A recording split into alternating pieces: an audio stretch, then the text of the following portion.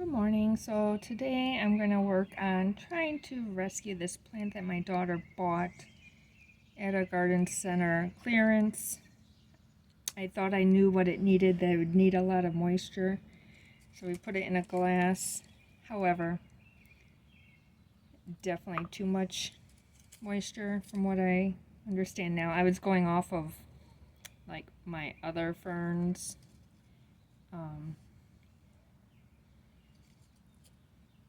But it definitely was getting too much. I'm gonna loosen and pull off any bad roots. They were black to begin with, so I don't know if that's normal, but I didn't turn them black. Gonna trim up some of these leaves, and then I'm gonna put it in a more well-draining soil. Might look pretty skimpy for some time, but hopefully it'll make a recovery.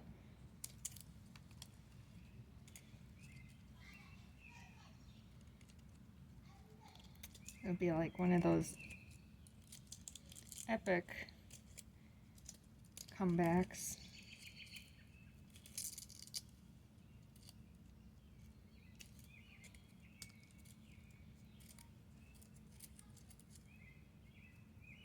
Never had one of these before, so if anybody has any experience tips or whatever, I just recently looked up some care, so I know it should be moist but well draining, whereas we had moist but definitely not well draining.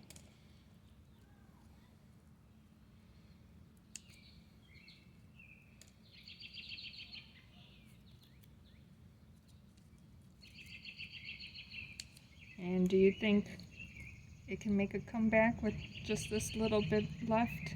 I don't know, like I feel like all these should come off too. I think I have the perfect non-indirect location in my bathroom, which eventually it might get some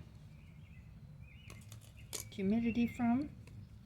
So I just have this jello container. I put some slits in it and cut some holes for drainage.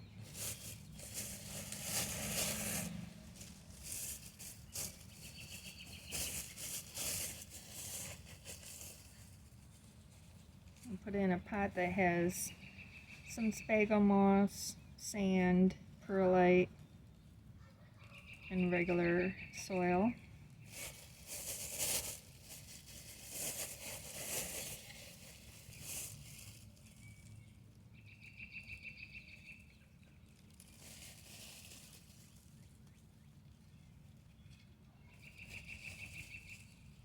And my daughter likes stars, so we're going to put it in this cover pot.